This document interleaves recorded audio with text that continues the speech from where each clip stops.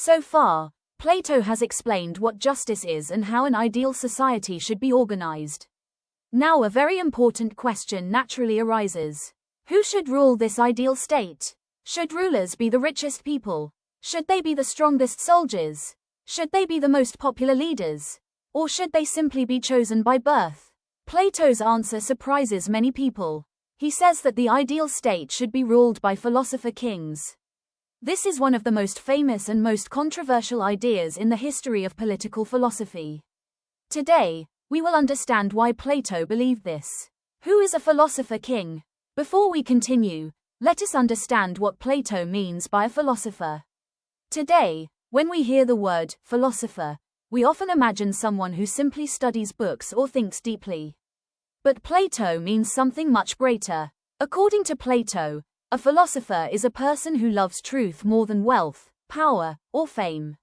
A philosopher is someone who constantly asks, what is right? What is true? What is good? He does not make decisions based on emotions or public opinion. Instead, he follows reason and wisdom. A philosopher king is a ruler who combines political authority with philosophical wisdom. According to Plato, only such a person can govern society justly. The paradox of power. Now look at the first point on the slide.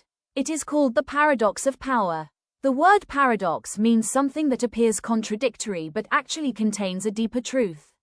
Plato says something very unusual.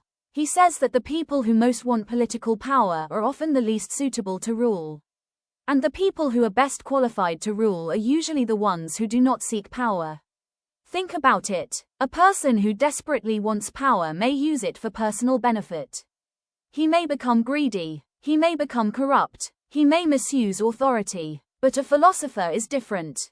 He values truth above personal gain. Therefore, Plato says power should belong only to those who truly understand the form of the good. Such rulers will make decisions for the welfare of society rather than for themselves. This is the paradox. The best rulers are those who do not desire to rule. Ascetic leadership. Now let us move to the second point. It is called ascetic leadership. The word ascetic means a person who lives a simple and disciplined life, avoiding unnecessary luxury and pleasure. According to Plato, the philosopher king should not be interested in wealth, luxury, or personal comfort. Instead, he should dedicate his life to serving society. Imagine a good doctor. The doctor may feel tired after working all day. Yet when an emergency patient arrives, the doctor does not refuse treatment. He serves because it is his duty. Similarly, Plato says the philosopher king accepts leadership not because he enjoys power, but because he feels responsible for the welfare of the people. This idea reminds us of the allegory of the cave. Remember the philosopher who reached the sunlight? He did not want to return to the cave, but he returned because he had a duty to help others. Likewise, the philosopher king leaves the peaceful life of philosophy and enters politics only to serve society. Leadership, for Plato, is a responsibility, not a privilege. Unyielding training. Now look at the third point. It is called unyielding training. The word unyielding means strict, rigorous, and demanding. Plato believed that ruling a country is one of the most difficult responsibilities in human life. Therefore, rulers should undergo many years of education before receiving power. Their education is not limited to reading books. It develops both the body and the mind. First comes gymnastics. This develops physical strength, health, courage, and discipline. Then comes music. Music here means the study of literature, poetry, ethics, and culture. It shapes character and emotions. After that comes mathematics and geometry. These subjects train the mind to think logically and accurately. Finally comes dialectic. Dialectic teaches students how to question, analyze, reason, and discover truth. Only after successfully completing this long educational journey can someone become a guardian. Even then, they continue serving society and proving their character before becoming philosopher kings. Plato believed that this long training would make rulers resistant to corruption, selfishness, and ignorance. Why does Plato reject wealth and power? Now notice the crossed-out symbols at the bottom of the slide. The crown, the bag of money, and the sword. These symbols represent three common sources of political power. The crown represents hereditary monarchy. The bag of money represents wealth and greed. The sword represents military force and violence.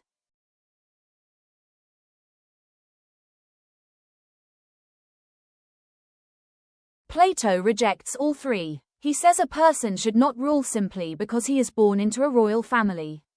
He should not rule because he is rich. He should not rule because he controls the army. Instead, the only qualification for leadership should be wisdom and moral excellence. Is Plato against democracy? Many students ask this question. The answer is yes, to a large extent. Remember Plato's historical experiences. He witnessed the failures of Athenian democracy. He saw how emotional public opinion led to poor political decisions. Most importantly, he saw the democratic government sentence Socrates to death. These experiences convinced Plato that political power should not depend only on popularity. It should depend on knowledge and wisdom.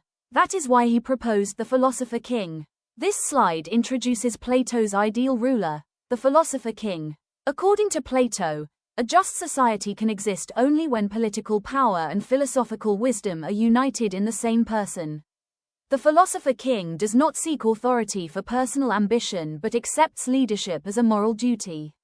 Through decades of rigorous education in physical training, mathematics, philosophy, and dialectic, these rulers develop wisdom, discipline, and resistance to corruption. Plato rejects leadership based on birth, wealth, or military force and instead argues that the highest qualification for ruling is the knowledge of truth and the form of the good. Thus, the philosopher king represents Plato's ultimate political reform, a ruler guided not by selfish interests but by wisdom, justice, and the common good. Plato has explained what an ideal state looks like. He described the philosopher king, justice, and the perfect political system. But now Plato asks another important question. Can an ideal state remain perfect forever? His answer is number. According to Plato, every political system slowly changes over time. If wisdom disappears, society gradually declines. This process is called political devolution. The word devolution means gradual decline or deterioration. Think of a healthy tree. If no one waters it, it slowly dries. First the leaves fall, then the branches weaken. Finally, the tree dies. Similarly, Plato says a state also passes through different stages of decline. On this slide, we can see 5 forms of government, arranged from the best to the worst. Let us study them one by one. Stage 1. Aristocracy, the best government. The first stage is called aristocracy. Do not confuse Plato's aristocracy with modern aristocratic families. For Plato, aristocracy simply means the rule of the best people. Who are the best people? The philosopher kings. These rulers govern through reason. They seek truth. They pursue justice. They think about the welfare of the whole society instead of personal benefit. Imagine a wise teacher who treats every student fairly without showing favoritism. That is the kind of ruler Plato imagines. According to Plato, this is the ideal government because wisdom controls political power. However, Plato believes even this perfect system can slowly decline. Why? Because human beings are imperfect. Over time, less qualified people may enter leadership. Gradually, wisdom becomes weaker. This begins the decline of the state. Stage 2. Timocracy. Rule by honor. The second stage is called timocracy. The word comes from the Greek word, time, meaning honor. Here, society is ruled mainly by the military class. Instead of wisdom, the ruling principle becomes honor, ambition, and military success. Courage is still respected, but philosophy begins to lose importance. Imagine a country where military strength becomes more important than education or wisdom. People admire soldiers more than scholars. Success is measured by victory in war rather than by justice. Plato says such a society becomes proud and aggressive. Although discipline still exists, leaders slowly begin to desire wealth and luxury. This desire leads to the next stage. Stage 3. Oligarchy. Rule by the rich. The third stage is called oligarchy. The word oligarchy means rule by a small wealthy group. In this government, money becomes more important than wisdom. Political power belongs to those who possess wealth. Imagine an election where only rich people can become leaders because they have enough money to influence politics. Gradually, society becomes divided into two groups. The rich become richer, the poor become poorer. This creates inequality. People begin to feel anger and resentment. The poor lose trust in the government. Eventually, they demand political change. This prepares the way for the next stage. Stage 4. Democracy. Rule by the masses. Now we come to a stage that surprises many students. The fourth stage is democracy. Today, democracy is widely respected. But Plato had a different opinion. We must understand his ideas in the context of ancient Greece. Remember, Plato witnessed the democratic government of Athens condemn Socrates to death. Because of this experience, he believed democracy had serious weaknesses. According to Plato, democracy values absolute freedom. Everyone wants complete liberty. People begin to reject discipline. Everyone wants to do whatever they like. Imagine a classroom where no teacher sets any rules. Students talk whenever they want. Nobody listens. Nobody studies. Everyone enjoys complete freedom. Would learning happen? Probably not. Plato believed the same thing could happen in politics. Too much freedom without wisdom leads to confusion. People become easily influenced by emotional speeches and false promises. Such leaders are called demagogues. A demagogue is a politician who gains power by exciting people's emotions instead of appealing to reason. Eventually, people become disappointed with democracy. They begin searching for a strong leader who promises to solve every problem. That leads to the final stage. Stage 5. Tyranny, the worst government. The last stage is tyranny. This is the worst form of government. Here, one ruler gains absolute power. He rules only for himself. He ignores justice. He ignores laws. He controls people through fear and violence. Imagine a leader who silences critics, removes freedom, and uses power only to protect his own position. That is tyranny. Plato says the tyrant is actually a slave. Not a slave to another person, but a slave to his own uncontrolled desires. His greed, anger, and ambition completely control him. As a result, the entire society suffers. Freedom disappears. Justice disappears. Fear replaces wisdom. This is the complete collapse of the ideal state. Why does every government decline? Plato believes every political system reflects the character of its rulers. When reason governs, the state is healthy. When honor replaces reason, decline begins. When wealth replaces honor, corruption grows. When unlimited freedom replaces discipline, confusion spreads. Finally, when uncontrolled desire gains complete power, tyranny emerges. Thus, the political decline of the state mirrors the moral decline of the human soul. This slide explains Plato's theory of political devolution, the gradual decline of governments. According to Plato, the ideal aristocracy, ruled by wise philosopher kings, slowly degenerates into timocracy, where honor and military ambition dominate. Timocracy then becomes oligarchy, where wealth determines political power. Growing inequality eventually leads to democracy, where excessive freedom and emotional politics replace wisdom. Finally, democracy collapses into tyranny, the worst form of government, where one ruler is controlled by selfish desires rather than justice. Through this sequence, Plato teaches that the quality of a government always depends on the moral character and wisdom of those who govern. When reason disappears and desire takes control, both the individual and the state inevitably fall into disorder.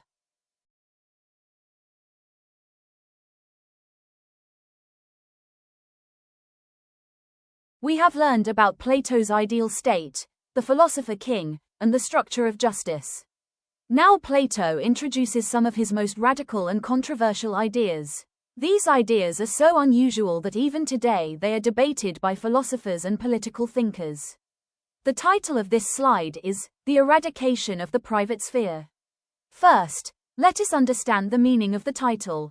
The private sphere refers to the personal part of our lives. It includes our family, our personal property, our wealth, our private relationships, and our individual interests. Plato believed that these private interests often create conflict. People become selfish. They fight over money. They favor their own families. They misuse political power for personal benefit. Therefore, Plato asks a bold question. What if rulers owned nothing personally and lived only for the welfare of the state? This idea forms the basis of today's slide. Why did Plato suggest these radical reforms? Before discussing each point, let us understand Plato's purpose. Remember the historical background. Athens experienced political corruption, greed, nepotism, and civil conflict. Many leaders cared more about their own families and wealth than about justice. Plato believed that private interests were one of the biggest causes of political corruption. Therefore, he wanted the guardian class to think only about one thing, the common good. His reforms apply mainly to the guardians, especially the philosopher kings and the auxiliary soldiers. They do not apply to ordinary workers like farmers, merchants, and craftsmen. Philosopher queens. Now let us examine the first reform. The slide says philosopher queens. For ancient Greece, this was an astonishing idea. During Plato's time, women generally had very limited political rights. Most people believed that only men could govern. Plato strongly disagreed. He argued that the soul has no gender. Reason belongs to both men and women. If a woman possesses wisdom, intelligence, discipline, and philosophical ability, then she should receive the same education as men. She should also have the opportunity to become a guardian or even a philosopher queen. Imagine two students in a classroom. One is a boy, the other is a girl. Both score equally well, both work equally hard, and both possess excellent leadership qualities. Would it be fair to educate only one of them? Plato says, no, ability, not gender, should determine leadership. Although Plato still lived within the limits of ancient Greek society, this idea was remarkably progressive for his time. Communal ownership. Now let us move to the second reform. This is called communal ownership. According to Plato, guardians should not own private property. They should not possess large houses, gold, silver, or expensive wealth. Instead, they should live together in simple communal residences. They should eat together, train together, and live together. Why? Because private wealth often creates greed. Suppose a ruler owns large businesses. He may make laws that benefit his own companies instead of helping the people. Or suppose a minister owns huge amounts of land. He may use political power to increase his personal wealth. Plato wanted to remove this temptation completely. If guardians own nothing, they cannot become corrupt through wealth. Their only responsibility becomes serving the state. For Plato, leaders should never become businessmen while governing. Abolition of the family. Now we come to perhaps the most controversial proposal. Plato suggests the abolition of the family for the guardian class. This does not mean that every family in society should disappear. It applies only to the guardians. According to Plato, guardians should not know which children are biologically theirs. Children would be raised collectively by the state. Why would Plato suggest something so radical? Because he feared favoritism. Imagine a judge whose own son appears before the court. Will the judge remain completely impartial? Or imagine a king who gives important government positions only to his own children. This is called nepotism. Nepotism means giving unfair advantages to family members instead of choosing the most deserving people. Plato wanted guardians to love every child equally. Instead of saying, "This is my child," they would think, "Every child belongs to the state." This, according to Plato, would eliminate family favoritism and make rulers completely impartial. Today, most people strongly disagree with this proposal because family relationships are considered essential for emotional development, identity, and personal freedom. Nevertheless, Plato believed it would create greater unity among the ruling class. Eugenics. Now let us discuss the final proposal.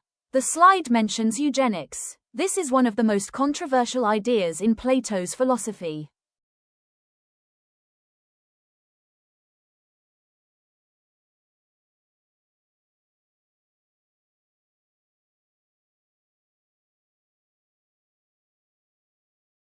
According to Plato, the state should supervise reproduction among the guardian class. The government would encourage the healthiest and most capable men and women to have children together. His aim was to produce future guardians with excellent physical and intellectual qualities. Think of a gardener. When planting a garden, the gardener carefully selects healthy seeds to produce healthy plants. Similarly, Plato believed that careful selection could improve the future guardian class. However, it is very important to understand that modern society rejects eugenics. History has shown that attempts to control reproduction based on ideas of superior or inferior people can lead to discrimination, oppression, and terrible human rights abuses. Therefore, while studying Plato, we examine this idea as part of the history of political philosophy, not as something to imitate today. The central idea behind all these reforms, although these reforms seem very different, they all pursue one common goal. Plato wanted to remove every possible source of corruption. Private wealth, family loyalty, personal ambition, and selfish desire could all distract rulers from serving justice. By removing these private interests, Plato believed guardians would become completely devoted to the welfare of society. In simple words, Plato wanted rulers to think, not, what benefits me, but, what benefits the entire state. This slide presents Plato's most radical political reforms for the guardian class. He believed that corruption arises when rulers place private interests above the common good. Therefore, he proposed equal education for capable women, allowing them to become philosopher queens. He argued for communal ownership so that guardians would not be tempted by wealth, and he proposed the abolition of the private family among guardians to eliminate nepotism and ensure complete loyalty to the state. Finally, he suggested state-controlled reproduction, known as eugenics, to produce capable future guardians, an idea that is now widely rejected on ethical and human rights grounds. Together, these reforms reveal Plato's determination to create rulers who are completely free from selfish interests and wholly dedicated to justice and the welfare of society.